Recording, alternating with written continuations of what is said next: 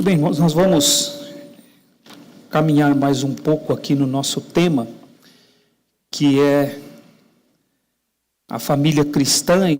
Estamos abordando a educação dos filhos pequenos, aquilo que a palavra do Senhor nos ensina, nos fala a respeito dos nossos filhos. E se Deus permitir, no domingo que vem eu gostaria de abordar com vocês, pais, a respeito dos filhos maiores, né?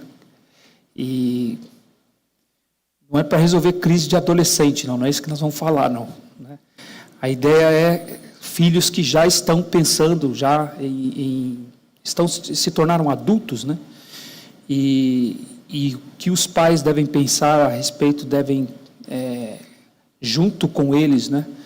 Pensar a respeito da constituição da família deles, né? Quando eles pensam em ter casamento e ter a constituição da família, né? Esse é o meu propósito para domingo que vem, se o Senhor permitir. Muito bem, irmãos. Então, hoje eu gostaria de fechar, então, este assunto, né, dos filhos pequenos, aquilo que nós falamos no domingo passado. Domingo passado a aula foi um pouco mais curta, né, por conta da apresentação dos candidatos ao batismo. E aí eu gostaria de concluir com os irmãos hoje. Então, nós estivemos olhando para aquilo que o apóstolo Paulo escreveu em Efésios capítulo 6, versículo 4, quando ele falou com os pais, né, falou com os homens da casa, sobre a responsabilidade que eles têm de criar os seus filhos na disciplina e admoestação do Senhor. E aí nós vimos o que significa cada uma dessas expressões que o apóstolo Paulo usou, né? E não levar o filho a ser uma pessoa irada, não provocá-lo à ira, mas trazê-lo para a maturidade, né? A função dos pais é criar, e criar significa amadurecer, significa fazer com que a infância fique para trás e a vida seja transferida para a fase adulta. Esse é o propósito. Nós vimos até o contexto, como uma criança era vista nos dias bíblicos, e eles viam, né, na criança essa necessidade de que ela amadurecesse logo, que ela assumisse responsabilidades logo, não é? Porque nós vimos que criança é apenas consumidor, e criança não produz. Então eles queriam que a fase da produção acontecesse o quanto antes possível, né? E aí a gente vê, poxa, mas isso pode ser uma cultura da época. Na época em que eles viviam, era uma sociedade agropastoril, e então braços para o trabalho eram necessários, e quanto mais braços você tivesse para o trabalho, mais possibilidade de produção, mais possibilidade de que não houvesse falta, né? E eles viviam a tensão de produzir, não é? E eles lançavam a semente, eles cuidavam, não é, dos animais, e na esperança de que Deus abençoasse aquilo, e aquilo fornecesse as condições para a manutenção da vida. E então eles olhavam as crianças, esperando que elas logo pudessem participar desse trabalho e estarem envolvidas, né, nisso, para que então houvesse mais possibilidade de produção. Então eles se alegravam com a dádiva de filhos, mas tinham essa expectativa de que enquanto eles não produziam, eles eram apenas consumidores, né? Então alguém pode pensar, poxa, mas isso era a cultura deles. Hoje não é mais assim, né? A vida mudou muito dos dias bíblicos para cá. Será que ainda hoje nós devemos pensar assim, que devemos trabalhar para que a criança amadureça, não é, o quanto antes, como eles faziam? Não é? Há essa distância de tempo, há uma diferença cultural, não é, grande, mas nós entendemos que eles pensavam dessa forma, que eles tinham esse entendimento das crianças, não por uma questão cultural. Eles tinham esse entendimento da criança pela revelação de Deus. Era o relacionamento deles com Deus, o entendimento que eles tinham. O mesmo Espírito que hoje nos ajuda a compreender a palavra de Deus e os propósitos de Deus, era o mesmo Espírito que atuava neles dando-lhes este entendimento. Então, quando nós observamos a cultura bíblica, nós temos capacidade de separar aquilo que de fato ficou no passado e aquilo que hoje deve permanecer. Deus dá capacidade à sua igreja em todas as épocas, em todo o tempo, para que a igreja saiba fazer esse discernimento, não é? Mas os princípios, a verdade que eles viviam é a mesma que a igreja deve viver em qualquer época que ela esteja, em qualquer cultura que ela esteja.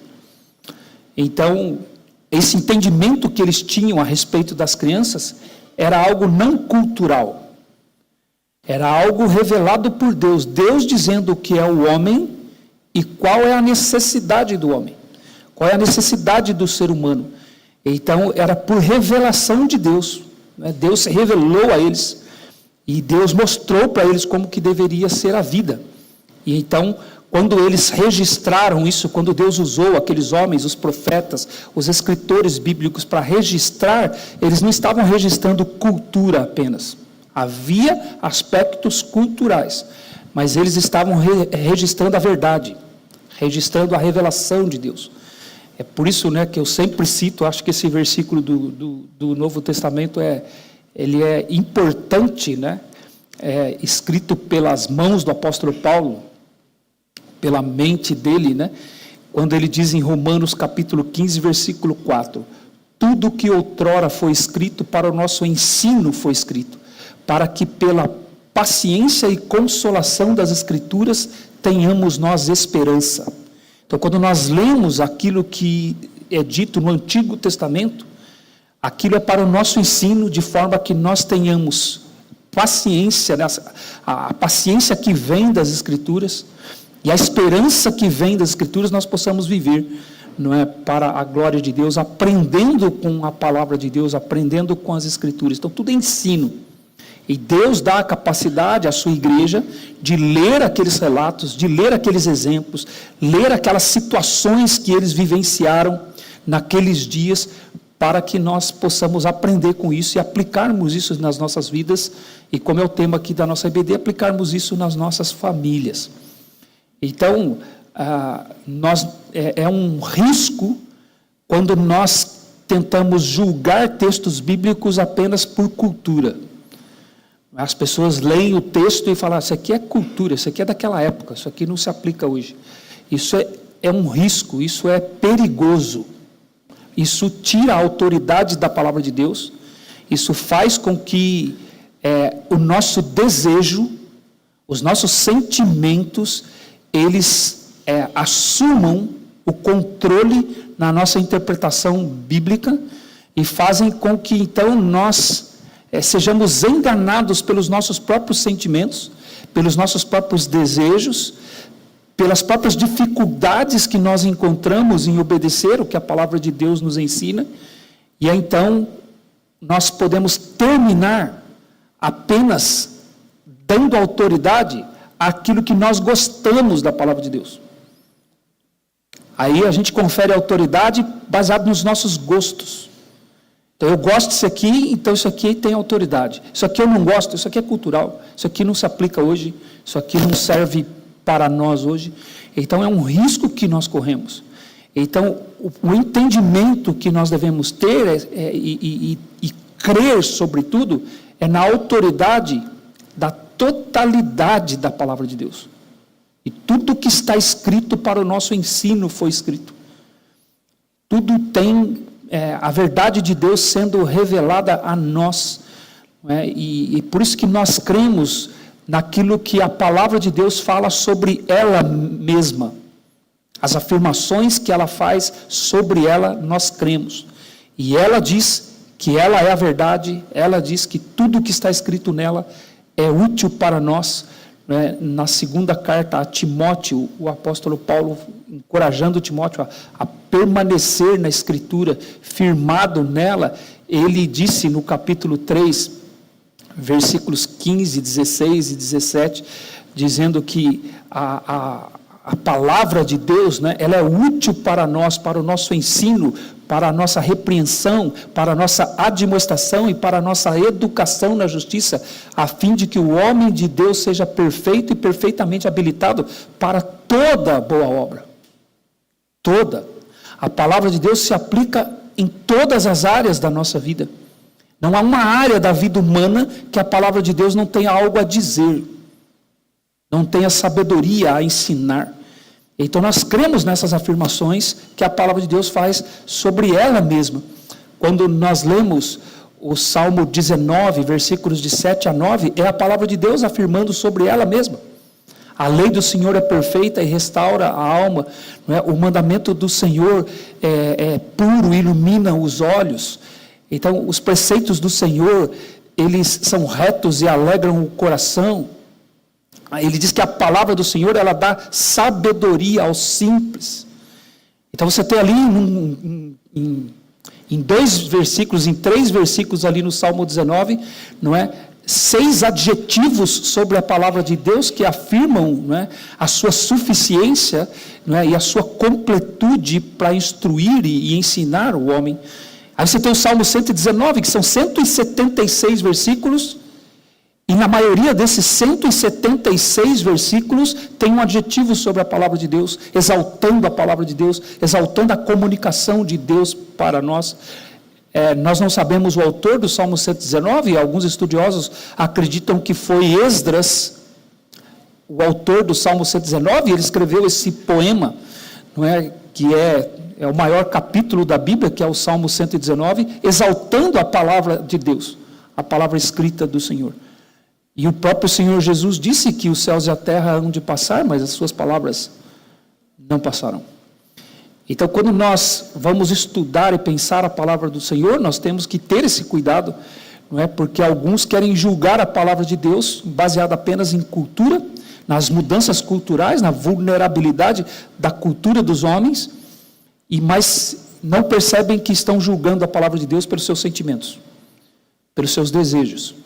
E aí a gente tende a ser seletivo e só ficar com aquilo que é mais agradável para nós e rejeitar aquilo que nos confronta e nós temos a indisposição de aplicar na nossa vida. Então esse é o desafio que nós temos. Quando nós falamos, não é, sobre a criança no domingo passado e como eles pensavam a criança, é como Deus quer que em todas as épocas as famílias pensem sobre as crianças. As famílias enxerguem as crianças com essa necessidade de amadurecimento, essa necessidade de que logo eles sejam transferidos para a vida adulta e assumam responsabilidades. Não é? E se não dá para fazer isso nessa sociedade que nós vivemos hoje, dá para fazer isso dentro de casa, dá para fazer isso dentro do lar. E como eu disse domingo passado, isso vai requerer tempo, vai requerer dedicação. E é um motivo de lamento quando nós vemos a agenda das famílias hoje sendo determinadas por um mundo que rejeita Deus, um mundo que desconsidera o nosso Criador e pressiona e coloca, não é, quase que como uma imposição sobre as famílias, e terminam com o fato das crianças terem cada vez menos tempo com seus pais. É muita atividade, é uma pressão para que se tenha dinheiro dentro de casa, para que se tenha conforto dentro de casa, conforto material, e isso cobra um preço. Isso cobra um preço que é o distanciamento. E o distanciamento pais e filhos, e isso é um motivo de lamento da nossa parte, deve ser motivo de oração para nós, de que o tempo que os pais tenham, eles sejam bem usados no propósito de conduzir a criança e criá-la na disciplina e na admoestação do Senhor. E hoje, irmãos, eu gostaria de falar com os irmãos sobre a correção, aquilo que a palavra do Senhor fala sobre a correção dos filhos.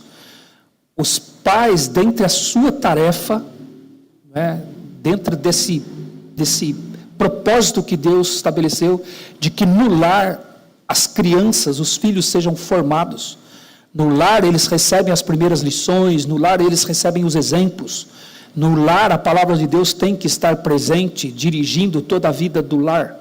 É por isso que a família ela é importante. Nós vimos há 2 domingos atrás, né, que ela não é o mais importante, mas ela tem sua importância porque não é em outro lugar, a não ser na presença do pai e da mãe, que a criança recebe suas primeiras lições, os seus primeiros ensinos, a condução da vida. Então, dentro desse propósito que Deus estabeleceu, Ele deu aos pais a tarefa de corrigir a criança, a correção. Então, os pais, eles foram chamados para corrigir. É uma das suas funções. E a gente viu por quê, porque a criança não nasce pura, ela não nasce perfeita, toda criança é passiva de correção. E cabe aos pais, então, efetuar isso. Pais que temem ao Senhor devem estar cientes dessa sua responsabilidade. E eu gostaria de usar o exemplo do próprio Deus. Eu queria pedir que você abrisse, por gentileza, a sua Bíblia em Hebreus capítulo 12, onde o próprio Deus se apresenta como nosso Pai.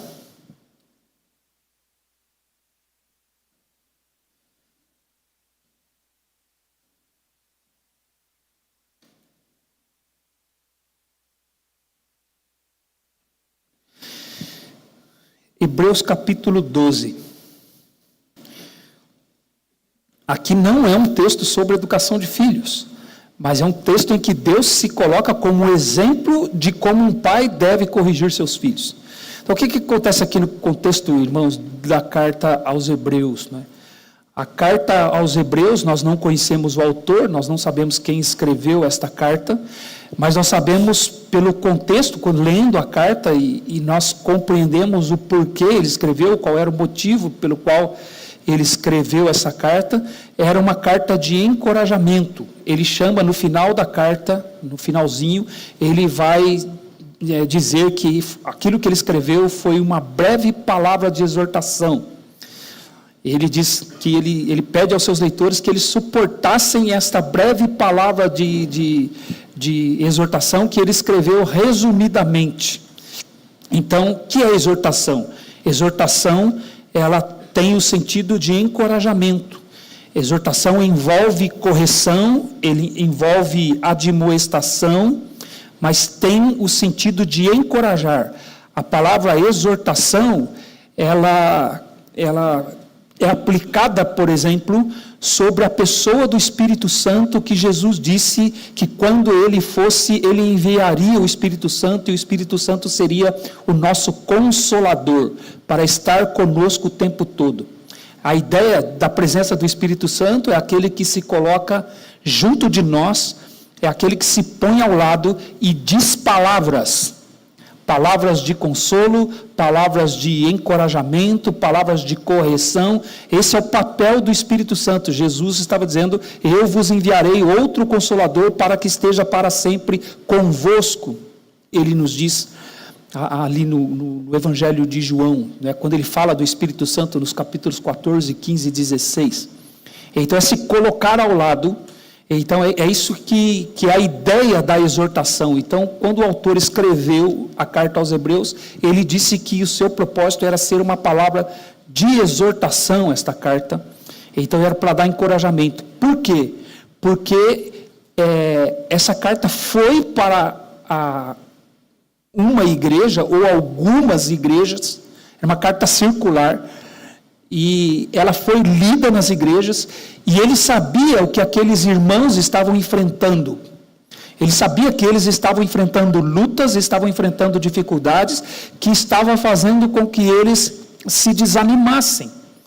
Eles estavam perdendo o vigor espiritual. E então Deus levanta esse autor aqui para escrever essa carta, para que eles fossem corrigidos, para que eles fossem admoestados, exortados a voltarem e se manterem firmes no caminho. Tanto que ele vai dizer no capítulo 3, ele diz assim: tende cuidado, irmãos, jamais aconteça haver em qualquer um de vós perverso coração de incredulidade que vos afaste do Deus vivo. Então veja, o que estava acontecendo com eles é que as dificuldades que eles estavam enfrentando estavam fazendo com que surgissem dúvidas nos seus corações, e eles estavam perdendo o vigor da sua fé. E alguns acreditam até que eles estavam considerando voltar para o judaísmo, porque os judeus tinham menos dificuldades sociais do que os cristãos naqueles dias. Os cristãos estavam tendo dificuldades, sendo perseguidos, e isso estava causando neles um desânimo. E aí ele diz para eles: olha, o que afasta alguém de Deus não são as circunstâncias difíceis que um crente encontra. O que afasta alguém de Deus é o próprio coração do crente. Não as circunstâncias. As circunstâncias de vocês são difíceis. Mas o que afasta vocês de Deus não são as circunstâncias. O que pode afastar vocês de Deus é o coração. Então, tende cuidado. Jamais aconteça haver em qualquer um de vós perverso coração de incredulidade que vos afaste do Deus vivo. Irmãos, todas as pessoas crentes, quando elas se afastam de Deus, não existe outra razão a não ser o seu próprio coração. Como sempre, né? É o coração. É o coração. Por isso que Provérbios capítulo 4, versículo 23 vai dizer: de tudo que se deve guardar, guarda o teu coração, porque dele procedem as fontes da vida. É o coração, é o problema. E o autor aos Hebreus identifica isso. Então eles estavam enfrentando lutas e enfrentando dificuldades porque eles estavam perdendo o vigor da sua fé. Eles estavam falhando na sua confiança e dependência de Deus. O propósito da carta. Então, tudo aquilo que ele escreve, ele vai citar. Ele era um grande conhecedor do Antigo Testamento, ele era versado no Antigo Testamento. É por isso que alguns acham que o autor da carta aos Hebreus era Apolo, porque o livro de Atos dos Apóstolos vai nos dizer que Apolo era um homem versado nas Escrituras, eloquente nas Escrituras. Então alguns sugerem apenas uma suposição, nós não sabemos quem de fato foi o autor, mas era alguém conhecedor do Antigo Testamento e que mostra, não é, a história da redenção, usando os textos do Antigo Testamento, mostrando a superioridade de Jesus Cristo, mostrando a suficiência de Cristo Jesus. Jesus é maior do que os anjos, Jesus é maior do que Moisés, Jesus é maior do que os sacerdotes, ele é o nosso grande sumo sacerdote, sempre exaltando Jesus e dizendo: a salvação é nele, tudo culmina nele. E aí quando chega no capítulo 11, ele usa os exemplos daquelas pessoas do Antigo Testamento que, não tendo visto Jesus, obviamente, porque eles viveram antes de Jesus ter vindo a este mundo, elas viveram pela fé de que ele viria. E aí ele começa citando desde Abel, passa por Enoque, Noé, Abraão, Isaac, Jacó, e Davi, e Sansão, e Gideão, homens e mulheres que ele diz, dos quais o mundo não era digno, que viveram pela fé. Viveram circunstâncias difíceis, alguns foram perseguidos, mortos à espada, outros cerrados pelo meio, mas eles viveram pela fé e viveram até o fim. Então ele diz para os seus leitores: vivam pela fé. Vivam pela fé. No capítulo 10, versículo 38, ele diz: o justo viverá pela fé. Então tudo que ele está escrevendo é para fortalecê-los a viverem pela fé em face às dificuldades que eles estavam encontrando. E aí então ele chega no capítulo 12, o que ele diz para eles no capítulo 12? Ele usa Deus como um exemplo de alguém que disciplina seus filhos porque ele os ama, e tudo que Deus faz é para ajudar seus filhos a vencer o seu próprio pecado, aquilo que está no coração. Por isso ele diz, então vou ler a partir do versículo 3 do capítulo 12, ele diz assim: considerai, pois, atentamente aquele que suportou tamanha oposição dos pecadores contra a si mesmo, para que não vos fatigueis desmaiando em vossas almas. Considerar quem? Jesus. O exemplo de Jesus aqui. Ele apresentou todos os exemplos do Antigo Testamento, agora ele apresenta o maior de todos, que é Jesus, que ele falou aqui nos versículos 1 e 2. E é para considerar Jesus. E aí ele diz no versículo 4, ora, na vossa luta contra o pecado ainda não tendes resistido até o sangue. Irmãos, qual é a maior luta que o crente enfrenta nesse mundo aqui? Qual é a maior luta que nós enfrentamos aqui? A maior luta nossa é o nosso pecado. Essa é a maior luta. Entende? O crente é chamado a vencer a si mesmo, a obter a vitória sobre si mesmo. Então ele diz para eles, vocês estão lutando contra o seu pecado. E aí ele diz, e vocês não ainda resistiram até o sangue, e já estão esquecidos, ele vai dizer no versículo 5, e estáis esquecidos da exortação que como filhos discorre convosco? filho meu, não menosprezes a correção que vem do Senhor, nem desmaies quando por ele és reprovado. Ele está citando aqui Provérbios, capítulo 3, versículo 11. Porque o Senhor corrige a quem ama e açoita a todo filho a quem recebe. É para a disciplina que perseverais. Deus vos trata como a filhos. Pois que filho há a quem o pai não corrige? Mas se estáis sem a correção de que todos se têm tornado participantes, logo sois bastardos e não filhos. Além disso, tínhamos os nossos pais, segundo a carne, que nos corrigiam e os respeitávamos.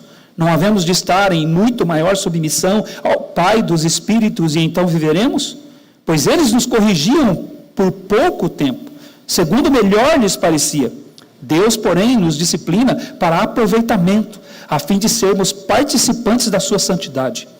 Toda disciplina, com efeito, no momento, não parece ser motivo de alegria, mas de tristeza. Ao depois, entretanto, produz fruto pacífico aos que têm sido por ela exercitados, fruto de justiça. Então, agora, considere essa passagem nesse contexto todo que eu coloquei para os irmãos. Crentes que estavam lutando, passando por dificuldades sociais e por conta daquilo que eles criam, por conta da sua fé, e eles estão sendo tentados, eles estão desanimados, e o autor escreve isso aqui para eles. Então, o que o autor está dizendo para eles? Olha, tudo isso que está acontecendo com vocês, que vocês estão sendo surpreendidos e estão, em alguma medida, desanimados, não surpreendeu Deus, que é quem está cuidando de vocês. Aliás, tudo isso que vocês estão passando, ele está dizendo para eles, nada mais é do que um instrumento na mão de Deus para disciplinar vocês e fortalecer vocês na luta contra o seu pecado. A luta contra o pecado que está no seu coração, é o que ele está dizendo para eles. Isso, todas essas circunstâncias que vocês estão analisando, elas são, na verdade, um treinamento de Deus na vida de vocês, para fortalecer vocês a lutar contra o seu próprio pecado e confiar nele, e não ter o perverso coração de incredulidade que leve-os a se afastar dele. Então ele usa o exemplo de Deus aqui como pai. Um Deus soberano que controla todas as coisas, estava usando aquelas circunstâncias apenas como um instrumento para a correção deles, para o encorajamento deles, para o fortalecimento da fé deles. Eles haviam falhado em reconhecer isso. Então o autor escreve isso aqui. Ele diz, olha, o propósito é a luta de vocês, a maior luta do mundo. É a luta contra o pecado. E Deus está disciplinando vocês, fortalecendo vocês para isso. Aí então ele coloca Deus aqui, obviamente é Deus que está fazendo isso, porque foi Deus que inspirou o autor a escrever, e a usar este exemplo aqui, de Deus como um pai, é Deus dizendo que ele é o grande exemplo de pai. Então quando os pais vão se relacionar com seus filhos, e vão corrigir os seus filhos, eles têm Deus como modelo, Deus como o grande exemplo e perfeito. Então é um consolo e um encorajamento aqui para os pais, né, quando nós podemos usar esse texto e pensar na responsabilidade que eles têm. Eles têm esse exemplo aqui. Né, ainda que aqui era um tratamento de Deus com a sua igreja, é o Senhor fortalecendo a sua igreja. Então Deus aqui ele se define como um pai na condução dos seus filhos. Então o que Deus diz aqui a respeito da correção aqui? Deus, ele diz aqui, através do autor, que correção é um ato de amor.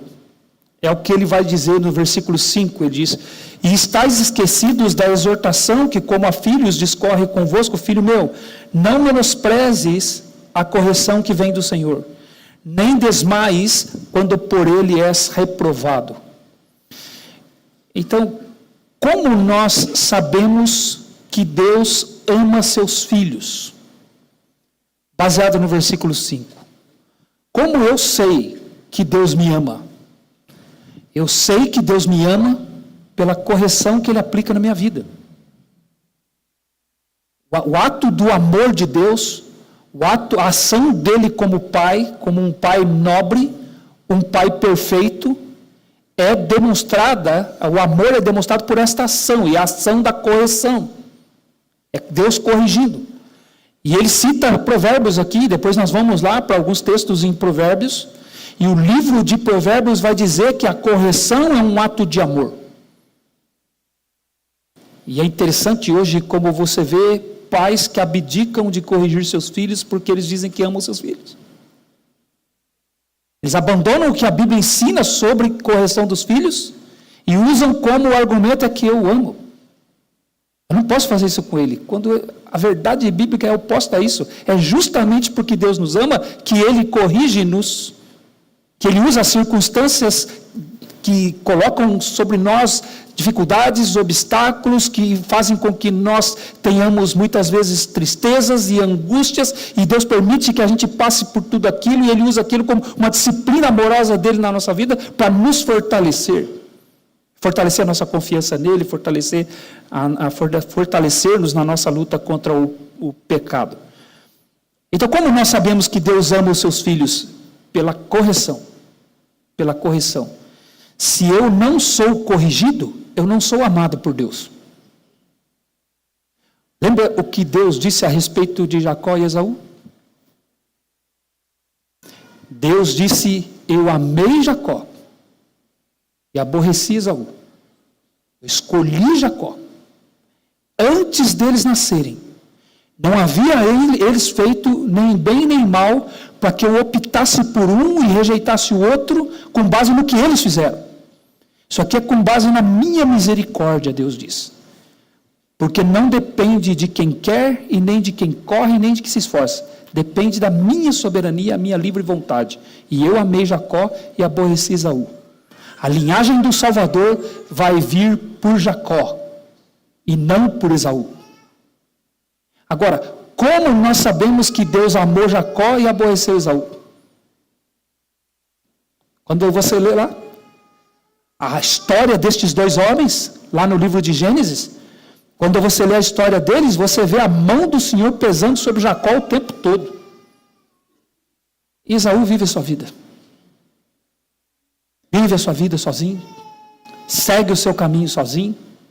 Teve um pregador que ele usou a seguinte expressão. Ele falou, Jacó levava uma surra por dia. Esaú não recebia a mão de Deus. Porque Deus amou Jacó e aborreceu Esaú. Ele deixou Esaú no seu próprio caminho.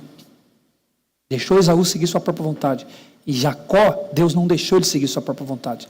Deus vivia corrigindo ele. E Jacó era aquilo que você sabe. Agora um enganador, um suplantador, mentiu seu nome para o seu pai, mas Deus o pegava. Deus não o deixava solto. Então como que nós sabemos que Deus amou Jacó? Deus tratava com Jacó. Deus corrigia Jacó. Deus mudou o nome de Jacó. Você não vai se chamar mais Jacó, você vai se chamar Israel. Então Deus estava presente na vida dele, disciplinando ele, conduzindo a vida dele. É assim que Deus ama. É assim que ele demonstra o seu amor. Então uma das grandes demonstrações de amor de um pai e uma mãe para com seus filhos é correção. Não é presente, pessoal. Não é presente, não é prêmio. Eu sei que nós gostamos de dar presentes para os filhos, porque quando nós damos presente para os filhos, nós damos presentes para nós mesmos. Não diga que não é verdade. Não me venha com história, não. Quando nós damos presente para os filhos, nós damos para nós mesmos. Porque quando a gente vê o sorriso neles, a gente se sente homenageado. Então nós nos divertimos com isso. Então a maior demonstração de amor não é presente. Então não estou dizendo que não é para dar, senão as crianças vão ficar com raiva de mim depois. É porque você chega lá e fala, não vou dar porque o pastor ensinou que não é para dar. Aí a culpa é minha, né? Aí a conta vem para mim. Não é isso que eu estou dizendo. Não é? Nós devemos premiar, nós devemos recompensar, nós devemos dar incentivos, né? Nós devemos dar encorajamento. Mas a maior demonstração de amor é corrigir o caminho da criança. É corrigir o caminho dela. Porque é assim que o Senhor nos ama.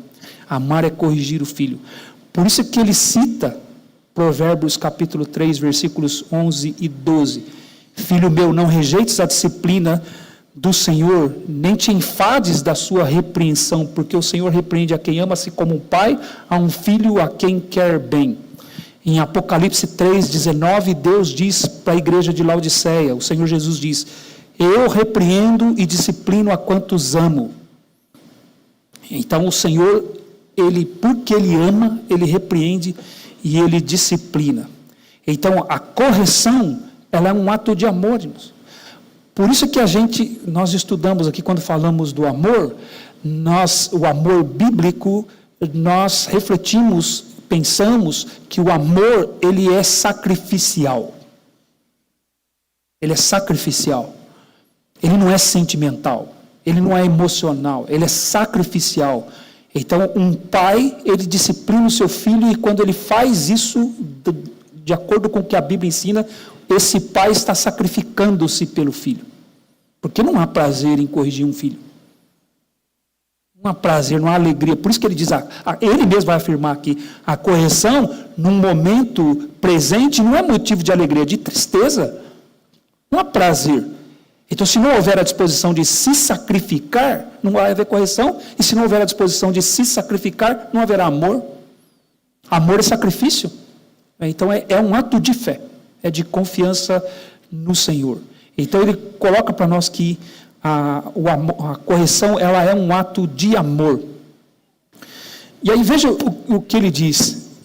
Ele diz assim, quando vocês, ele diz no versículo 7, vocês aceitam essa disciplina e vocês compreendem isso, vocês estão perseverando.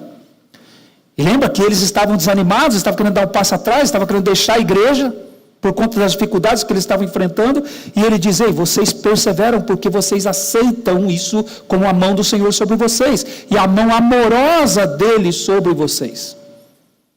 Então é para a disciplina que vocês perseveram, sabendo que Deus vos está tratando como filhos.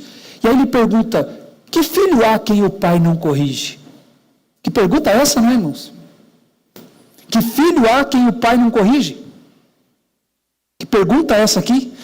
Para o autor da carta aos Hebreus, era inconcebível um filho cujo pai não o corrigisse. Era inconcebível. Ele não podia aceitar isso, ele não podia tolerar uma situação dessa.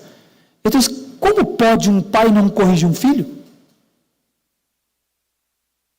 E aí ele vai usar como exemplo, ele diz no versículo 8, mas se estáis sem a correção de que todos se têm tornado participantes, sois bastardos e não filhos. Então, o que faz um pai um pai? O que faz os pais serem pais? É correção. É corrigir o filho. É discernir o filho, discernir o mau comportamento, discernir as más intenções, discernir o caminho que ele está seguindo e desviar daquele caminho e corrigir. Por isso que a gente falou, né, que o apóstolo Paulo fala, pais não ficam assistindo. Pais têm que ser ativos. Tem que agir. Porque é inconcebível para Deus um pai que não corrige. E ele diz, se o filho está sem correção, ele não tem pai. Ele está sem um pai. Ele pode ter um homem, pode ter uma mulher na vida dele, biológicos que o geraram, mas ele não tem essa ação sobre ele. Ele não tem essa intencionalidade sobre ele de corrigi-lo. Então, pais não ficam torcendo. Então, por isso que ele diz, que filho há quem o pai não corrige? Se está, então não tem pai. É um bastardo. Bastardo, uma expressão forte que ele usa, né? É um bastardo. É um filho que não tem ninguém para conduzir a vida dele, para dirigir a vida dele, como se ele tivesse, de fato, abandonado nesse mundo. Então, era inconcebível para ele a falta dessa ação corretiva do pai sobre o filho. E aí ele apresenta um outro aspecto da correção. A correção é um ato de amor. Essa relação, né, pai e filho, ela é expressa especialmente pela correção. E a correção é um ato de formação. De formação. O autor, ele considera que os pais corrigissem os filhos. E ele diz que, você vê, a vida social deles naqueles dias era de que era esperado e era aceitável de que o pai corrigisse o filho, que o pai aplicasse essa disciplina sobre o filho. Por isso ele diz no versículo 9, além disso, tínhamos os nossos pais segundo a carne, que nos corrigiam e nós os respeitávamos. Não havemos de estar em muito maior submissão ao Pai dos Espíritos e então viveremos? Eles assim, nós sabíamos que a função do Pai era essa mesmo. Nós os respeitávamos por isso. Porque os nossos pais nos corrigiram, ele está se colocando como alguém que foi corrigido pelo seu pai. Nós respeitávamos, é isso mesmo. É parte da vida, é parte da formação. Pais corrigindo os filhos. E aí ele cita Deus como um exemplo aqui novamente, e ele coloca Deus, coloca Deus como tendo uma intenção e um propósito, e ele sabendo onde ele quer nos levar, como nosso Pai. Onde Deus quer que nós cheguemos. A que estágio Deus quer que nós, que Ele quer nos colocar. Veja o que ele diz no versículo 10, ele diz assim, pois eles, os nossos pais, nos corrigiam por pouco tempo, segundo melhor lhes parecia. Deus, porém, nos disciplina para aproveitamento, a fim de sermos participantes da sua santidade.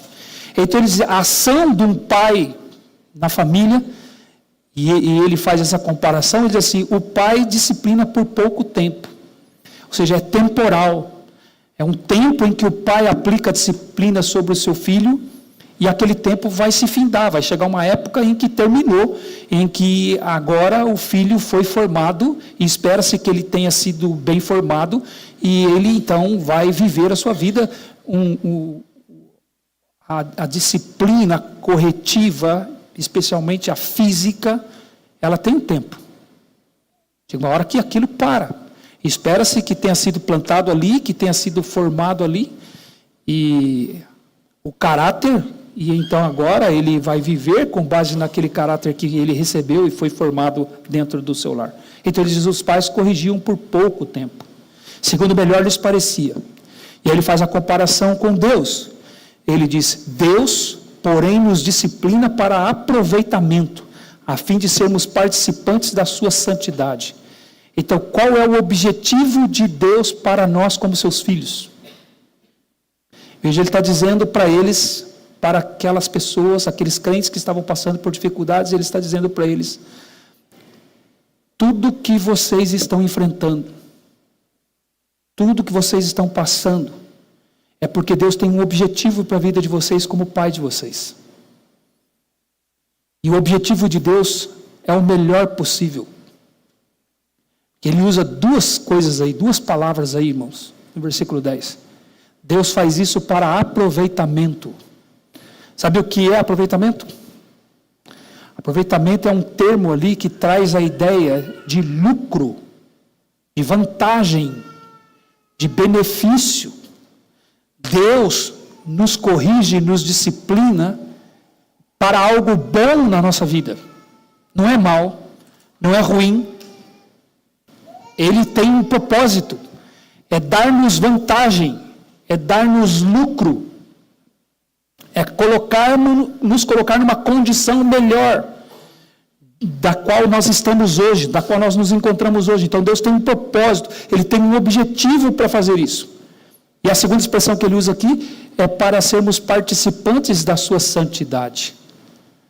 Agora, irmãos, quando nós observamos isso aqui, Deus se colocando como exemplo de pai aqui, o que os pais devem pensar quando eles olham para os seus filhos? Sabe, quando Deus dá filhos, o pai deve olhar e dizer o que essa criança vai ser no futuro. O que ele vai ser? Como ele vai ser quando ele for um adulto? O que eu planejo para ele quando ele for adulto? O que eu planejo para essa criança quando ela se tornar adulta? O que eu penso a respeito disso? Sabe, às vezes, irmãos, a gente pensa, né? Fala assim, poxa, eu quero que ele seja um Ronaldinho. Quero que ele seja o Neymar. A gente pensa em sucesso, dinheiro. Mas o que a gente pensa sobre caráter? Caráter. Você vê que a gente fica tão distraído que a gente não pensa nessas coisas? Nós vemos de convir que às vezes a gente olha para os pequenininhos assim e não pensa no futuro deles. Não pensa que o que eu estou trabalhando com ele hoje vai aparecer no futuro. John MacArthur, no livro dele, Como Educar Seus Filhos Segundo a Bíblia, ele usa um exemplo interessante. Ele fala que criar filhos é como plantar árvores. E para que no futuro estas árvores estejam frondosas e nós possamos descansar na sua sombra. Como é que você planta uma árvore, irmãos? Plantar árvore, irmãos, não é plantar alface. Você planta hoje, 2 semanas depois está colhendo. Não é horta. Plantar árvore é investimento para o futuro e ter paciência. Ter paciência. De você pensar, poxa, o que vai ser no futuro? Aí nós vamos ver depois, Provérbios vai dizer assim, castiga o teu filho, e ele te dará descanso. Dará delícias à sua alma.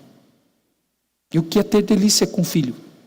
É quando você vê que ele é adulto, e aquilo que você plantou, você vê o fruto. E você descansa, por você ver que tem um caráter ali, que agora depende dele. É ele com Deus, é ele caminhando com o Senhor. Mas o que você investiu, o que você fez lá quando era pequeno, você está colhendo agora. Então é isso que Deus faz conosco. Deus sabe onde Ele quer nos levar. Ele quer nos levar para aproveitamento, Ele quer nos levar para que sejamos participantes da sua santidade. É por isso que é um consolo que a gente tem, né? Eu olho para a minha vida hoje e falo, Senhor, o quão diferente eu sou do Senhor. O quão diferente eu sou do Teu Filho Jesus Cristo. Mas eu olho para Ele como Pai, e sei que Ele é meu Pai, então eu sei que um dia eu vou ser como Jesus. Por isso que é uma promessa da palavra do Senhor, 1 João capítulo 3, versículo 2. Que Ele diz, amados, agora somos filhos de Deus, mas ainda não se manifestou o que haveremos de ser. Mas quando Ele se manifestar, então seremos como Ele é, porque haveremos de vê-lo como Ele é. Essa garantia que eu tenho como filho de Deus, de que o Senhor está trabalhando, Ele está me corrigindo, e Ele vai me fazer ser participante da sua santidade. Ele está conduzindo essa ação dele como Pai. Agora, aplicando isso nas nossas vidas como pais, a palavra de Deus nos ensina de que nós devemos pensar, refletir sobre isso. O que eu planejo para essa criança aqui? O que eu planejo para ele? O que eu penso a respeito dele no futuro? Eu quero que ele seja um Steve Jobs, eu quero que ele seja um Bill Gates, Elon Musk não, né, irmãos? Muito escandaloso. O que eu quero? Deus diz assim, você deve pensar, eu quero que ele tenha o caráter. Quero que ele tenha caráter. Um caráter digno diante do meu Deus. É isso que eu planejo para a vida dele. Isso vai ser o nosso dia a dia, tendo esse objetivo. É que tenha algo que seja bom para ele, que seja proveitoso, e que ele seja participante da santidade de Deus. Isso é de fato plantar uma árvore para descansar nela, na sua sombra. E, irmãos, eu lembro assim que, já citei isso aqui em outras ocasiões, né? A gente tem um tio lá na roça, e ele tinha uma árvore. Daí, a última vez que eu fui lá, eu não vi a árvore mais lá, eu falei, tio, você cortou a árvore, tio?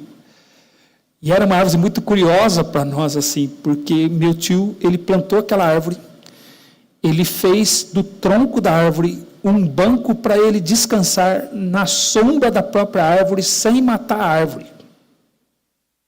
Como é que ele conseguiu isso? Ele plantou a árvore, no tronco da árvore ele fez um banco para ele descansar, na sombra da própria árvore, sem matar a árvore. E era a minha curiosidade assim. E aí um dia eu perguntei para minha tia, Falei, tia, como é que essa árvore ficou desse jeito aqui? E aí ela me contou. A árvore, irmãos, era um tronco assim, e aí ela fazia isso assim, e depois ela subia e fazia sombra. E aí, então meu tio fez um aterro ali com um muro de pedra assim, então a gente chegava e sentava a gente até brincava eu era garoto, eu brincava de cavalinho ali. A gente sentava no tronco da árvore, na sombra da árvore, não é? Sem que a árvore morresse, para que oferecesse esse descanso, essa delícia. E aí um dia eu perguntei para minha tia, como é que foi? Como é que essa árvore entortou desse jeito? Eu achava que era natural, irmãos, que a árvore entortou sozinha. Aí meu tio aproveitou e fez o aterro ali, e fez ali um lugar de descanso. Ela falou, essa árvore aí, quando seu tio plantou, há muitos anos atrás, né, ela era pequenininha, ele amarrou uma cordinha nela assim e entortou ela. E amarrou. E aí ela foi crescendo, torta assim. Na verdade, foi crescendo torta, né? Ela foi crescendo planejada. A palavra melhor. E aí ela foi crescendo, e depois ela ficou assim, e aí agora a gente senta aqui no tronco da própria árvore, descansando na sombra dela mesma. Isso aqui é conduzir, planejando o que você quer no futuro. Isso aqui é plantar uma árvore para no futuro, como disse John MacArthur, descansar na sombra dessa árvore. E Deus sabe onde Ele está nos levando. Ele sabe o que Ele está fazendo nas nossas vidas. Então, pais devem pensar no futuro dos seus filhos. No futuro. Não apenas profissional, para garantir que eles ganhem dinheiro, mas para que sejam bem educados. Para que saibam lidar com outras pessoas, se relacionar com outras pessoas. Que sejam bem quistos pelas outras pessoas. Uma pessoa educada, irmãos, é uma pessoa que caiu na graça das outras pessoas. Aliás, não é outra coisa que a Bíblia diz? A Bíblia diz que Jesus crescia em sabedoria e graça diante de Deus e diante dos homens. Aí você vai, esse é Jesus, né? Não, mas Samuel também, o Antigo Testamento diz, que Samuel crescia em sabedoria e graça. Então, o que é crescer em sabedoria e graça diante de Deus, diante dos homens? Uma pessoa que se relaciona. Uma pessoa que se dá para as outras pessoas, uma pessoa benquista. Isso não é aproveitamento, isso não é vantagem. Sabe, ensinar a criança a se relacionar, a ser educada, a ter respeito para com as outras pessoas, aprender a trabalhar seus próprios desejos, lidar com aquilo que o seu coração deseja, trabalhar para que tenha uma vida disciplinada e trabalhar, irmãos, sobretudo o trabalho dos pais, para que os filhos possam reconhecer que a sua grande necessidade é Jesus como Salvador de sua vida. Os pais são os evangelistas dos filhos, eles pavimentam o caminho para que seus filhos conheçam o Senhor. Então a correção, ela é um ato de amor, a correção é um ato de formação, de planejamento, pensar o que a gente quer no futuro para os nossos filhos. Então o mundo trata tanto de nos distrair e que a gente tire a atenção dessas coisas. Quando nós olhamos o exemplo do nosso próprio Deus aqui, nós vemos isso no seu exemplo sendo oferecido para nós. E aí um outro aspecto da correção, aqui baseado em Hebreus capítulo 12, irmãos, é que a correção ela é um ato de negação de si mesmo. Por isso que ele diz no versículo 11, ele diz assim, toda disciplina com efeito no momento não parece ser motivo de alegria, mas de tristeza. Ao depois, entretanto, produz fruto pacífico aos que têm sido por ela exercitados. Fruto de justiça. Então veja, o próprio Deus está dizendo aqui que a disciplina corretiva, ela não é prazerosa. Ela não é motivo de alegria. Ter que corrigir é desgastante. É por isso que eu entendo que o mundo abandonou, irmãos. Nós vivíamos numa sociedade judaico-cristã, onde esses valores estavam presentes nessa sociedade, onde você não estranhava o fato de um pai corrigir o seu filho, fazia parte da cultura, a comunidade até se ajudava neste aspecto, uns ajudavam os outros, porque entendiam que crianças precisavam ser formadas, precisavam ter caráter, havia um apoio social para que isso acontecesse. Então uma sociedade louvava quando via um pai corrigindo seu filho, fisicamente. Ela louvava aquele pai, ela louvava aquela família, mas o Senhor permitiu que a nossa sociedade fosse abandonando gradativamente os valores judaico-cristãos que estavam presentes nela. Nós vemos isso hoje não se fala mais nisso, aliás, isso é desencorajado. Agora, por que é desencorajado? É desencorajado porque as pessoas são centradas em si mesmas, elas querem agradar a si mesmas. E como corrigir é sacrifício, nós estamos vivendo uma época em que é o menos sacrifício possível. Menos trabalho possível. É por isso que eu vejo, irmãos, assim, as tecnologias, elas são boas e nós não as negamos, né? A gente usa a tecnologia, veja, tem ar-condicionado aqui, nós temos iluminação, eu tenho aqui o meu tablet que me ajuda nas minhas anotações aqui, e aí a gente combina as coisas pela tecnologia, ela faz parte da nossa vida. Mas eu vejo também a tecnologia como uma disciplina de Deus entregando a humanidade a ela mesma. Porque a tecnologia facilitou tanto as nossas vidas e o que nós queremos é atalhos. Nós queremos encurtar caminho. E se nós pudermos ter com menos trabalho, é melhor. Quanto menos trabalho, é melhor. Então, por isso que a gente, olha, hoje, né, a gente vê as construções, assim, coisas realmente fantásticas. Eu sou um apreciador de construções, né, e sempre fico imaginando como é que eles fizeram isso aqui, como é que isso aqui foi feito, e eu sou um curioso a respeito dessas coisas. Mas hoje a gente vê tanta tecnologia que nós temos para fazer as construções. Aliás, esse mês aqui foi semana passada, né? Foi uma semana em que se lembrou novamente daquele ataque no 11 de setembro, lá de 2001, e que caíram as duas torres lá em Nova York. E aí, essa semana, eu me lembrei disso, eu falei, como é que está aquele lugar hoje? E aí a tecnologia permite, eu estive lá em Nova York essa semana, irmãos. Vocês nem souberam, mas eu estive lá e fui ver como é que estava lá, tudo pelo Google. Né, como é que está hoje lá, e a construção que eles fizeram lá. Eu falei, poxa, né, no meio de tanto prédio em movimento, uma cidade como aquela em funcionamento, e eles erigiram tudo aquilo lá, né, como uma comemoração àquilo que foi feito lá. Então, eu gosto dessas coisas, essas tecnologias, assim. Mas é interessante, com tudo isso, nós não sabemos, por exemplo, como foram feitas as grandes construções do passado. Com tudo que nós sabemos hoje, com todo o conhecimento que nós temos, há discussões entre os especialistas como é que as pirâmides foram feitas. Como é que aquelas pedras com aquele peso todo, toneladas, foram colocadas lá em cima, e naquela época eles não tinham guindaste. Entende? Então nós temos muita tecnologia, mas ao mesmo tempo é humilhante para nós. Humilhante para nós, porque nós olhamos para o passado, como é que eles fizeram aquilo lá? Eles tinham trabalho, era muito trabalho, era muito esforço. Muito esforço. Sabe, as coisas se conquistavam através de muito empenho, muita dedicação. As tecnologias fizeram com que nós conquistemos coisas com menos esforço.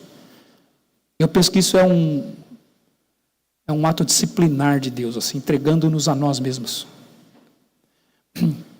Porque nós não queremos ter esforço mais. E eu penso que essa indisposição do esforço fez com que a disciplina dos filhos fosse abandonada por essa sociedade, que abandonou os valores judaico-cristãos. Porque trabalho é cansativo, então a gente começa a arrumar justificativas, e isso não funciona, isso não é assim, o mundo mudou, não é mais assim, quando na verdade é por causa daquilo que o Senhor está falando aqui. Disciplina não é prazerosa, é trabalho, é cansativo, é desgastante. Aliás, quando ele diz aqui, toda disciplina com efeito no momento não parece ser motivo de alegria, mas de tristeza. A palavra tristeza que ele usa aqui, irmãos, é uma palavra que significa dor, significa angústia, significa inclusive alguém enlutado. Disciplinar, irmãos, dói. É dor para um pai, é dor para o filho, é dor para os dois. É angustiante você ter que fazer isso. É como nós vivemos na época do atalho, a gente prefere contornar, a gente não quer enfrentar, é trabalhoso. Tanto que a palavra que ele usa aqui é uma palavra que refere-se até a alguém que perdeu um ente querido e está de luto por causa disso. É a palavra tristeza que ele usa aqui. Então, por isso que eu entendo que os pais abandonam a disciplina. Eles não querem corrigir. Porque, de fato, para fazer isso, é necessário negar a si mesmo. Deus, ele diz aqui que a disciplina não tem prazer, não é um momento agradável. Mas por que Deus faz isso? Por que ele enfrenta isso? Ele faz algo que ele diz que ele não tem prazer de fazer, e nós não temos prazer de receber. Porque ele diz, depois, entretanto, produz o seu fruto. Aqui a gente vê a paciência de Deus, né? A paciência do Senhor. Pais, às vezes, desanimam, irmãos, na disciplina dos seus filhos. Sabe por quê? Eles querem colher o fruto amanhã. Ele disciplina hoje e quer ver amanhã. Ele quer que as coisas estejam acontecendo do dia para a noite. E nem sempre é assim. Vai corrigir, vai disciplinar. E num momento imediato você não vai ver o fruto. O fruto muitas vezes vai aparecer depois. Ontem à noite eu estava conversando com meus irmãos, com o Samuel. A gente estava reunido ontem à noite. E aí nós estávamos nos lembrando, da época em que nós fomos disciplinados. A época que meu pai me corrigiu. A gente estava lembrando de algumas ocasiões assim. E aí eu lembro assim, eu achava o meu pai um tirano. Definitivamente não era motivo de alegria. E aí depois eu falei para ele, poxa, mas eu louvo a Deus pela vida do meu pai. Louvo a Deus pelo que ele fez. Hoje eu reconheço o quão bem fez para mim. Mas naquele momento lá você acha o quê? Naquele momento, sabe o que vinha na cabeça? A gente era pequeno assim, mas eu falei assim, vou fugir dessa casa. Vou cair nesse mundão. Meu pai não me ama. Eu cheguei a verbalizar isso para os irmãos. Que vergonha, hein? Este que vos fala. Cheguei a verbalizar, vou fugir dessa casa. Pai não ama, não tem amor aqui. E hoje eu olho e falo assim, ele foi um instrumento de Deus para me ajudar. Depois é que a gente percebe o fruto. Depois é que a gente olha e fala, valeu a pena. Mas no primeiro momento, às vezes você faz. Por isso que o mundo não quer, porque é trabalhoso. E crentes, às vezes, caem nisso também. Então, o que nós vemos no mundo que nos cerca? O mundo, pela indisposição, porque é um trabalho, é cansativo, é angustiante, e por essa indisposição, o mundo preferiu dizer que ela não é necessária.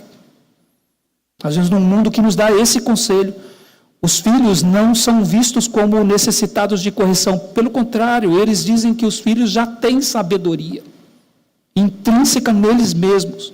Eles não precisam ser corrigidos, o que eles precisam é apenas ser crianças, é apenas ser infantis. Isso faz parte da infantilidade deles, faz parte do ser criança. E eles apenas precisam se desenvolver sem a interferência dos pais. É o que o mundo nos diz. Então, pela indisposição de negar a si mesmos, de sofrer, e causar esse sofrimento nos filhos, com este propósito daquilo que vai acontecer no futuro, os pais têm abdicado disso. Pais não disciplinam seus filhos, quando a sabedoria da palavra de Deus nos diz que é isso. E o que Deus quer no futuro? Fruto de justiça, fruto pacífico, é o resultado da disciplina do ponto de vista de Deus. Então Deus, ele se apresenta para nós como Pai aqui. E aí, irmãos, nesses 15 minutos que me falta, e talvez mais alguns 5 minutos que vocês queiram me dar depois, eu quero concluir aqui sobre isso, assim, irmãos. Por que a palavra de Deus nos fala de correção física? Por que Deus fala sobre isso? Deus, o nosso Criador, ele nos diz na sua palavra sobre a correção física. Essa correção que tem sido tão repudiada com veemência na nossa cultura. Irmãos, faz 24 anos que eu estou aqui, como pastor efetivo. Meu primeiro ano aqui, eu lembro que falei sobre correção de filhos, e a gente falou sobre a correção física, e eu lembro que o entendimento era assim, quase que natural. Assim. A ideia era de instruir qual é o propósito da correção física e como ela não deve ser feita. Agora, hoje, a gente tem que dizer por que ela deve ser feita. Porque nesses 24 anos mudou tanto a sociedade assim, que a gente olha e fala, agora tem que fazer. E por que tem que fazer? Na época, não, eu sei que você vai, mas tem que saber por que você tem que fazer, como você tem que fazer. Era um entendimento comum, era quase que uma unanimidade. Poucos pais ainda resistiam a isso, mas hoje nós vivemos uma geração que resiste, e resiste com veemência. Acham que é espancamento, acham que é violência, e há uma diferença entre violência e correção física. São coisas distintas, coisas absolutamente diferentes uma da outra. A palavra de Deus condena qualquer tipo de violência de excesso. Por isso que Colossenses 3:21 vai dizer, vós pais, não irriteis os vossos filhos, para que eles não fiquem desanimados. Certamente isso envolve os exageros, não é o abuso de autoridade de um pai sobre um filho, e que irrita o filho, que falta coerência para com o filho. Deus não aprova o uso da força, seja ela verbal, ou seja ela física. Ele não aprova esse uso excessivo fora dos padrões que Ele mesmo estabeleceu. Mas a Bíblia nos fala da correção física como um exercício espiritual, inclusive. Deus, Ele que nos criou assim, irmãos. Esse corpo que você tem, esse corpo que nós temos, esse sistema nervoso que nós temos em nós, que hoje, quanto mais se estuda, a gente vê a complexidade deles.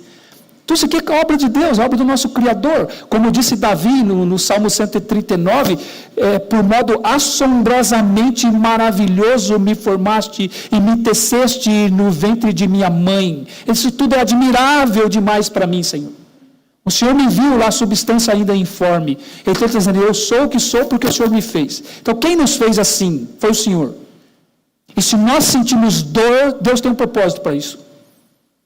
Deus nos fez com a faculdade de sentir dor física.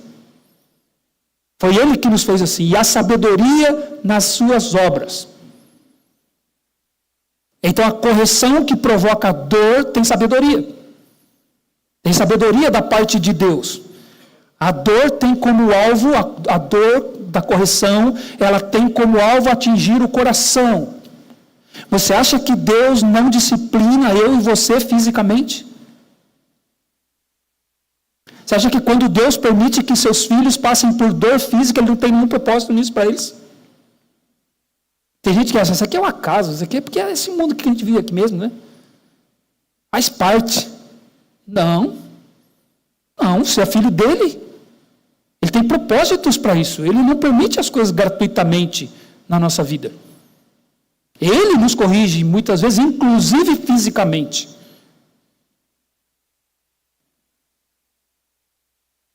Esqueço o dia que eu estava lá no hospital, estava fazendo a cirurgia, e doeu, irmãos.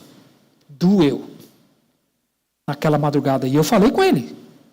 Eu falei, Senhor, está doendo. Está doendo isso aqui. E eu só tenho o Senhor aqui agora. Os enfermeiros apagou a luz, sumiram todo mundo lá. E eu com dor. Não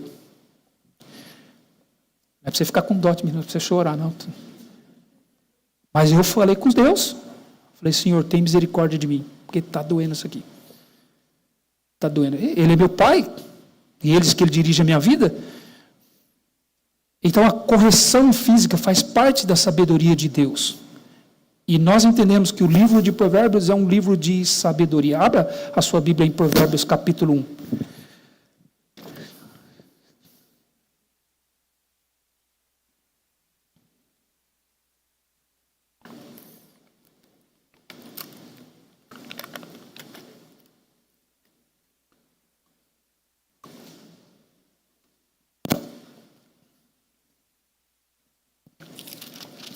Provérbios capítulo 1. Livro de Provérbios é a palavra de Deus. A maior parte desses provérbios aqui foram escritos por Salomão, que Deus disse que era o homem sábio, que Deus lhe conferiu sabedoria, de forma que não houvesse ninguém sábio como ele, nem antes dele, nem depois dele. Aí eu sei que deve vir, mas pastor, e Jesus? Jesus veio depois dele, Jesus não era mais sábio que ele? Não, irmão, Jesus não era mais sábio que Salomão. Jesus era a própria sabedoria que Salomão tinha. É porque Salomão tinha Jesus que ele era sábio. Então, Salomão foi o homem mais sábio, ninguém houve mais sábio antes dele, nem depois dele, como Deus disse. E Salomão é o autor da maioria dos provérbios que nós temos aqui neste livro. E como começa aqui o livro de Provérbios? Veja o que ele diz assim, Provérbios de Salomão, filho de Davi, rei de Israel. Para aprender a sabedoria e o ensino, para entender as palavras de inteligência, para obter o ensino do bom proceder, a justiça, o juízo e a equidade, para dar aos simples prudência e aos jovens conhecimento e bom siso. Ouça o sábio e cresça em prudência, e o entendido adquira habilidade para entender provérbios, parábolas, as palavras e enigmas dos sábios. O temor do Senhor é o princípio do saber, mas os loucos desprezam a sabedoria e o ensino. Então, como que ele começa?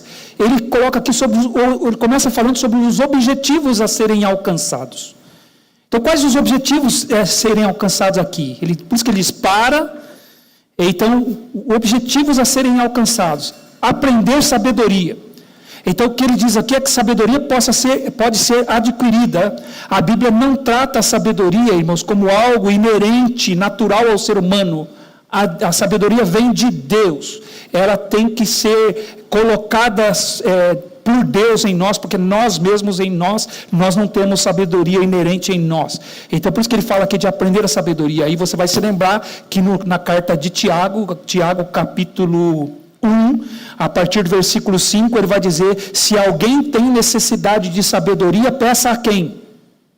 Peça a Deus, que a todos dá, e nada lhes impropera. Peça contudo com fé, em nada duvidando, porque o que duvida é semelhante à onda do mar, impelida e agitada pelo vento. Não pensa esse homem que receberá de Deus alguma coisa, homem inconstante em todos os seus caminhos, homem de ânimo dobre, inconstante em seus caminhos. Então ele fala, é uma questão de fé. E pedir para Deus sabedoria e pedir com confiança, e Deus vai dar, a ele nada impropera. E aqui ele diz para aprender sabedoria. Então a sabedoria vem de Deus. Ele diz o objetivo aqui também, entender as palavras de inteligência. Inteligência aqui não é conhecimento acadêmico, inteligência aqui não é resolver problemas de matemática, de física ou de química, não é a capacidade de conhecer a história, a geografia ou a gramática, não é esse tipo de inteligência que ele está falando aqui. A inteligência aqui é a capacidade de se proteger do mal. Nós vivemos num mundo mau, onde a maldade nos cerca, e aqui a inteligência é a capacidade de se proteger do mal. Como eu sei disso, como nós sabemos disso? Porque Jó afirmou isso. Jó é um livro de sabedoria da Bíblia também. Lá em Jó capítulo 8, irmãos, versículo 28, Jó diz, eis que o temor do Senhor é sabedoria, e o apartar-se do mal é entendimento. Entendimento é a mesma coisa que inteligência aqui. Então Jó disse, apartar-se do mal é inteligência. Apartar-se do mal é entendimento.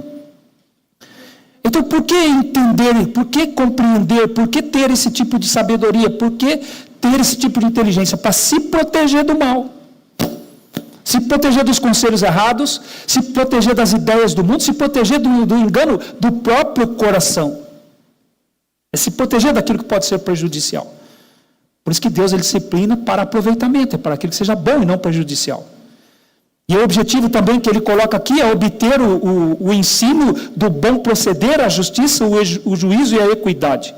Aqui é o treinamento, irmãos, para que se tenha um comportamento sábio, é insistir num comportamento, não é nós desejando ter isso sobre nossas vidas, para que nós tenhamos, então, uma vida bem-sucedida, e aqui também não é ser bem-sucedido financeiro, pode incluir isso, obviamente, mas não é isso, não é ser bem-sucedido no sentido de ter fama e ter privilégios nessa vida aqui. Aqui, ser bem-sucedido é ter uma vida correta perante Deus, perante o Senhor. E aí ele fala aqui de justiça, de juízo e de equidade. Juízo aqui significa o caminho reto, veja, é andar direito perante Deus. É o que é correto de acordo com Deus. Juízo significa a capacidade de julgar e discernir situações da vida e olhar para as coisas da vida e fazer a escolha correta, tomar as decisões corretas. Equidade significa agir com igualdade, não ser parcial, não ser apenas sentimental, ser uma pessoa honesta.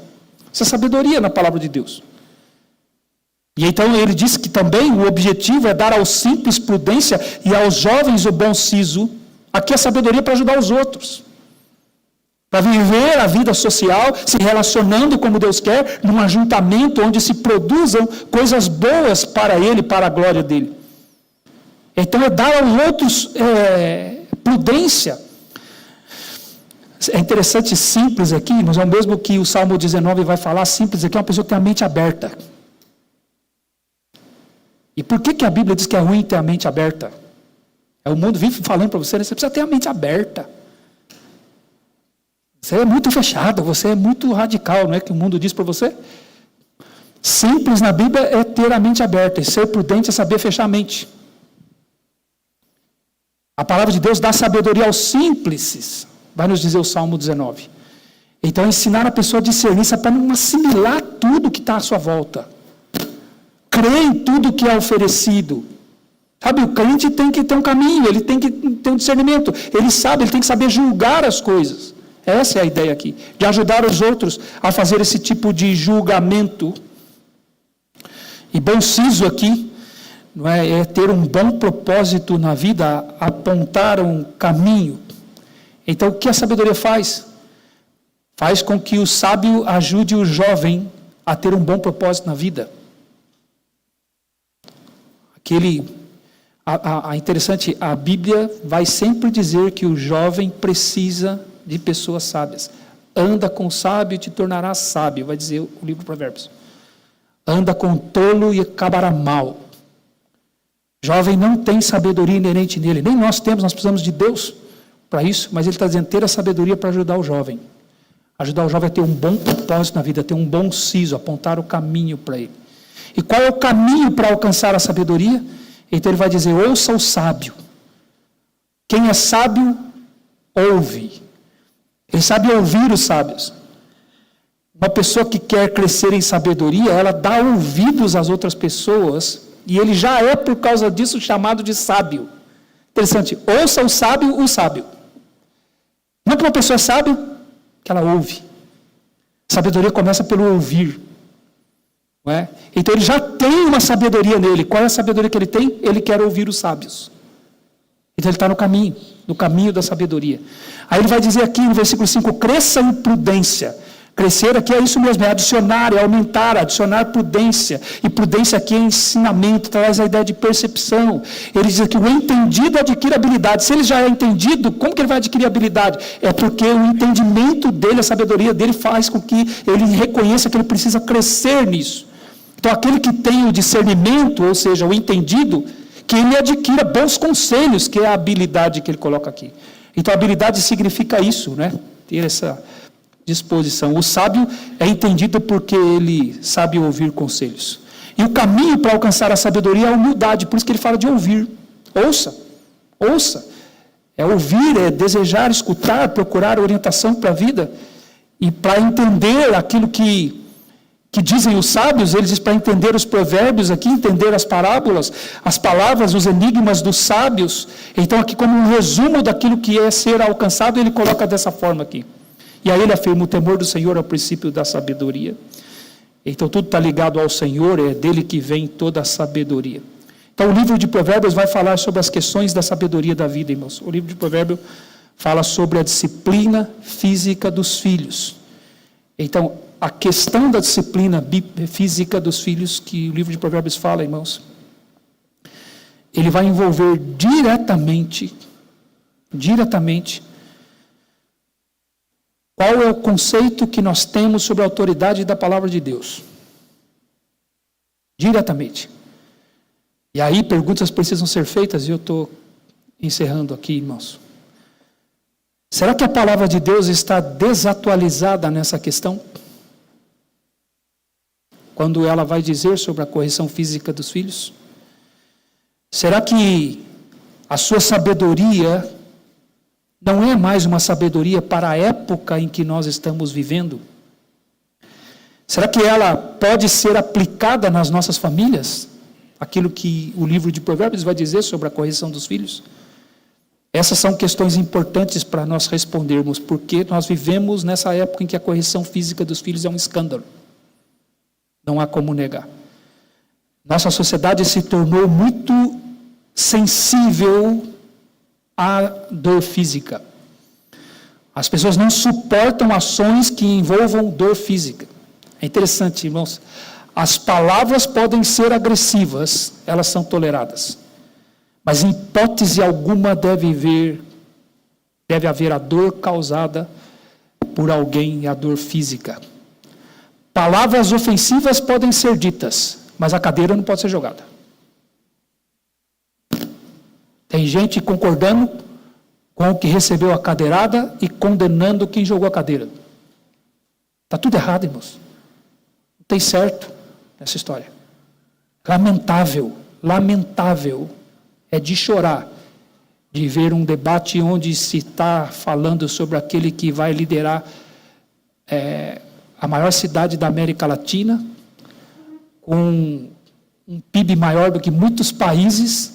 Esse nível é a sociedade que nós estamos vivendo, onde você concorda com o verbal, mas não pode tocar fisicamente. Tocou fisicamente, rapaz, aí tanto um quanto o outro, irmãos, tudo errado. É um mundo de incoerências, um mundo de hipocrisias, esse que nós vivemos. Então, o mundo mudou, mas a palavra de Deus muda? É a resposta que nós temos que dar. Será que Deus está errado, está desatualizado quando Ele fala sobre a correção dos filhos? Então, Provérbios nos ensina que a disciplina ela é aplicada para corrigir a insensatez. Insensatez. Então, eu quero terminar lendo algumas passagens com os irmãos aqui. Vocês já me deram 5 minutos. Quem me dá mais 5 minutos? Okay. Já vi 15 aqui, tá bom. Okay. Mas eu quero só ler com os irmãos. Quer ver? Abra Provérbios 19, 29.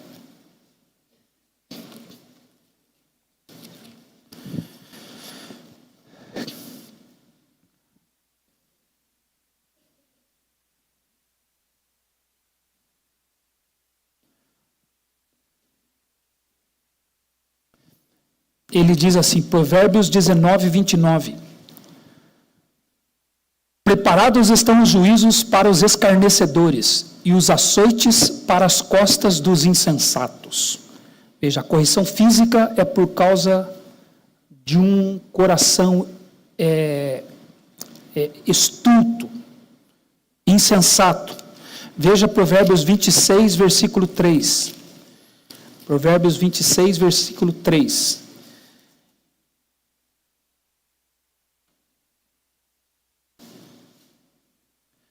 O açoite é para o cavalo, o freio para o jumento, e a vara para as costas dos insensatos. Nós vivemos uma sociedade insensata, uma sociedade estulta, porque abdicou da correção física. É o fruto que nós estamos colhendo. E a insensatez significa uma pessoa tola, irmão, uma pessoa arrogante, uma pessoa orgulhosa, uma pessoa teimosa que se recusa a obedecer. E aí, irmãos, a disciplina, então, ela é a consequência da desobediência. Ela não é a primeira ação dos pais. Ela é aplicada quando houve a desobediência clara. O ensino foi dado, a instrução foi dada e houve a ação deliberada de desobedecer. E isso é corrigido com a disciplina física, o livro de Provérbios vai nos dizer.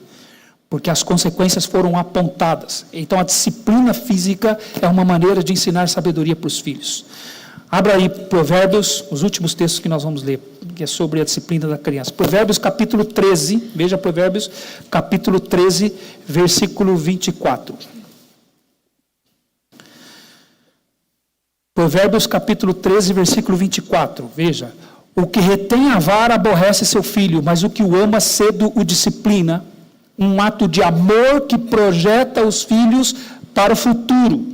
O que retém não ama.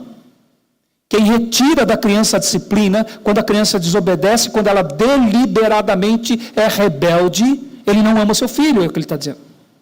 Mas aquele que pensa no futuro, ele começa a corrigir agora, cedo o disciplina, porque ele está projetando o futuro, como Deus faz conosco, que a gente viu lá em Hebreus capítulo 12. Provérbios 19, 18, veja, novamente a disciplina aplicada com o pensamento no futuro. Provérbios 19, 18.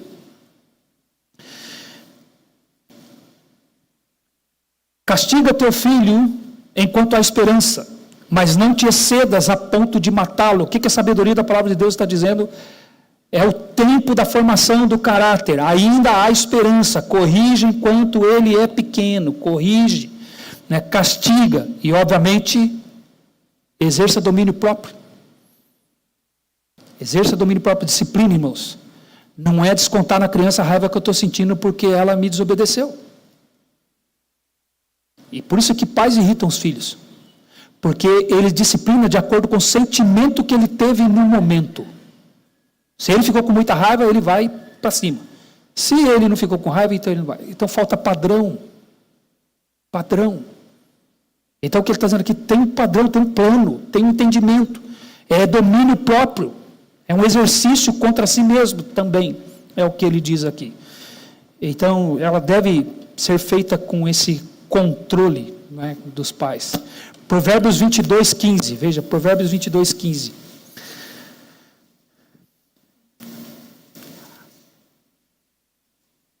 A estultícia está ligada ao coração da criança, mas a vara da disciplina afastará dela. Afastar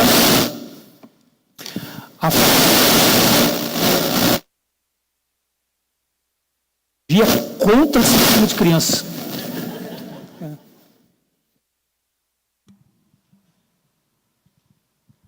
Som.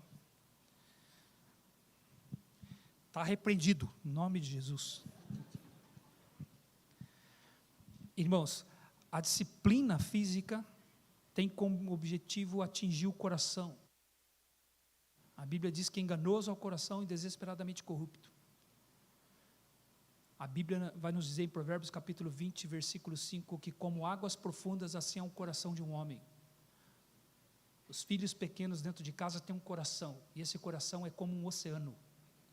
Como nós podemos atingi-lo? Como a gente pode entrar nesse coração? Deus deu a sabedoria da disciplina física para atingir o coração da criança, para moldar o caráter dela. Então a estultícia já está lá. E como afastar isso? É a disciplina sábia, disciplinada, aplicada sobre a vida dos filhos. Capítulo 23 de Provérbios, versículo 13. Ele diz: não retires da criança a disciplina, pois se a fustigares com a vara, não morrerá. Isso aqui eu me lembro do primeiro livro que eu li sobre educação de filhos. Esse livro lamentavelmente está esgotado, não republicaram. Eu não sei porquê, mas o título do livro é Não Retires da Criança a Disciplina, baseado nesse versículo aqui, que me ajudou muito na época em que eu tinha os meus filhos pequenos. É a disciplina aplicada, irmãos, para proteger a vida, para proteger a integridade, com esse objetivo, né? Não retires da criança a disciplina, pois se a fustigares com a vara, não morrerá. Tu a fustigarás com a vara e livrarás a sua alma do inferno. E aqui não é a salvação, aqui, irmãos, aqui é a proteção da vida física. É isso que ele está dizendo. Obviamente isso toca o coração da criança e a leva a perceber a sua necessidade de salvação.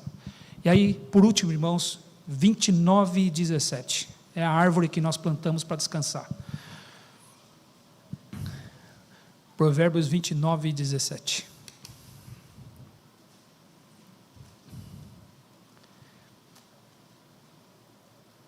Ele diz assim: corrige teu filho e te dará descanso, dará delícias à tua alma.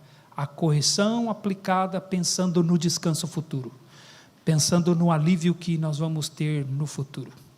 Então nós vivemos, uma reflexão aqui, nós vivemos numa sociedade, é interessante isso, né? E já há bastante tempo, né?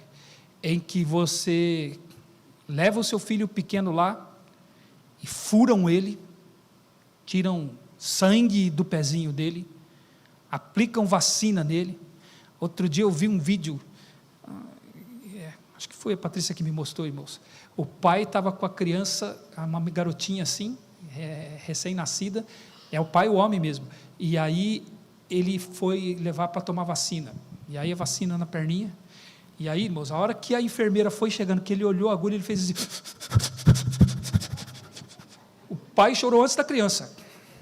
E eu entendo, a sensibilidade, cada qual tem seu temperamento, eu não estou condenando o pai disso, mas é interessante, ele suportou o fato de que a filha dele ia chorar de dor. Suportou, porque ele entendia que aquilo era para o bem da saúde dela. Então nós vivemos num mundo que leva o filho leva a vacina, ou não estou sendo anti-vacina aqui, por favor, hein? Mas faz exame, corta, tudo, porque a gente não é pelo bem da saúde dele. Mas nós vivemos numa sociedade que é contra provocar dor física pensando no caráter, pensando na vida espiritual. Isso para mim é uma incoerência. Nós como crentes sabemos que essa vida aqui é passageira, essa saúde aqui um dia vai acabar, não que nós não devamos cuidar dela, mas a disciplina bíblica que Provérbios ensina, irmãos, é para a eternidade, para afastar a criança da estultícia que está no coração dela. E por isso que a disciplina é sábia, Deus não mudou, sua palavra não mudou, e aí nós precisamos de sabedoria para aplicar isso. Então a disciplina dos pais nos filhos, irmãos, não deve ser exibida como uma virtude dos pais. Eu disciplino, eu faço mesmo, porque eu sou bíblico. Não. Coisa que é você e seu filho, no ambiente do seu lar, é uma coisa de vocês, é da família, não é para ser exibido como se fosse uma grande virtude dos pais. Ela é aplicada lá no lar, no ambiente deles, na autoridade dos pais, na intimidade familiar. Os pais devem proteger seus filhos e não expor seus filhos. E às vezes os pais fazem de forma errada, expõem seus filhos à vergonha pública. É um ato da obediência dos pais que deve ser feito com muito temor. Não é para todas as ocasiões. Deus não nos disciplina de todo o pecado que nós cometemos contra Ele. O Salmo 103 vai dizer que Ele não nos trata segundo os nossos pecados, nem consoante as nossas iniquidades, porque Ele é longânimo, paciente conosco. O Salmo 130, versículos 3 e 4 vai dizer que se Ele observasse todas as nossas iniquidades, nós sequer existiríamos. Você nem estaria aqui se o Senhor observasse todas as suas iniquidades. Eu não estaria aqui. Mas Ele nos perdoa, para que nós o temamos, Davi vai dizer no Salmo 130. Então a disciplina física não é toda vez, não é, é com sabedoria, com discernimento, temor do Senhor. É para conter e combater a insensatez, a estultícia que está no coração das crianças. Então a disciplina é uma questão de uma decisão que o pai toma, e ele tem que tomar com temor. E muitas vezes nós vamos achar que nós exageramos, outras vezes nós vamos achar que nós fomos complacentes demais. É por isso que a gente precisa de sabedoria. É um ato de fé, nós confiamos no Senhor. Deixar de corrigir os filhos constitui-se em dar mais honra aos filhos do que ao nosso Deus. É o que nós vimos lá no livro de 1 Samuel. E Deus vai nos dar capacidade, irmãos. Por quê? Termino citando para os irmãos, 2 Pedro capítulo 1, versículos 3 e 4.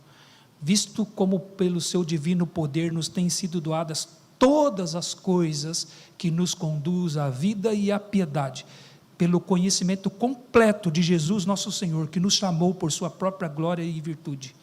E pelas virtudes e glória dele nos têm sido doadas todas as suas preciosas e muito grandes promessas, para que nós nos tornemos coparticipantes da sua natureza, a natureza divina, livrando-nos com isso da corrupção, livrando-nos com isso das paixões que há no mundo. Então a palavra de Deus nos dá condições para que nós sejamos pais que possam aplicar corretamente a disciplina na vida dos nossos filhos. Você acredita nisso? Você concorda com a palavra de Deus? Que Deus nos dê sabedoria, que sejamos pais que tenham coragem e saibam aplicar a sabedoria da palavra de Deus na vida dos seus filhos. Obrigado pela sua paciência, nós vamos orar, vamos encerrar a nossa aula de hoje. Nosso Deus e nosso Pai, nós queremos te agradecer, Senhor, pela tua palavra, Senhor, por mais uma vez nós termos, Senhor, a oportunidade de refletir sobre ela, Senhor. Nós reconhecemos, Senhor, que vivemos num contexto social, Senhor, cultural, Senhor, em que aquilo que a Tua palavra ensina causa escândalo, Senhor, para esse mundo. O mundo que se opõe ao Senhor, o mundo que se levanta contra tudo o que traz o Teu nome, Senhor. Nós reconhecemos isso.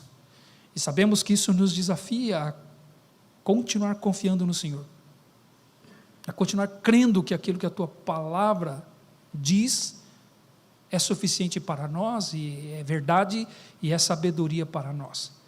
Então nós pedimos ao Senhor, que o Senhor cuide de nós, e o Senhor dê sabedoria, Senhor, aos pais, para que eles, Senhor, apliquem, Senhor, aquilo que a Tua palavra ensina nos seus lares, com o temor do Senhor, ó Pai, com a sabedoria que o Senhor dá, ó Pai, tendo como alvo o coração dos seus filhos, projetando-os para o futuro, como o Senhor faz conosco. Ó Pai, consolo para nós, Senhor Deus, é esperança para nós saber que o Senhor está fazendo uma obra em nós, que vai terminar em algo que seja proveitoso para nós definitivamente, que é sermos participantes da Tua santidade. Então nós somos gratos ao Senhor por isso. Como pais, Senhor, que os pais recebam do Senhor sabedoria para que possam ser imitadores do Senhor na condução dos seus filhos, conduzindo os seus filhos para que no futuro eles tenham descanso, para que no futuro eles tenham delícias vindas dos seus filhos, ó Pai, pelo que eles puderam fazer na vida deles, recebendo graça e sabedoria vindas do Senhor. Então que o Senhor cuide das nossas famílias, ó Pai, que os nossos filhos não sejam crianças entregues a si mesmas, mas que tenham alguém conduzindo seus passos, dirigindo seus passos, Senhor. É o nosso desejo, é a nossa oração, e nós fazemos isso no nome de Jesus, o Teu Filho amado. Amém. Amém. Meus irmãos, Deus abençoe a todos, obrigado pela sua paciência, nesses 20 minutos que nós excedemos aqui, e até logo mais à noite no nosso culto, hoje às 18h30. Okay? Se você encomendou o seu almoço lá, não se esqueça de passar lá para retirar.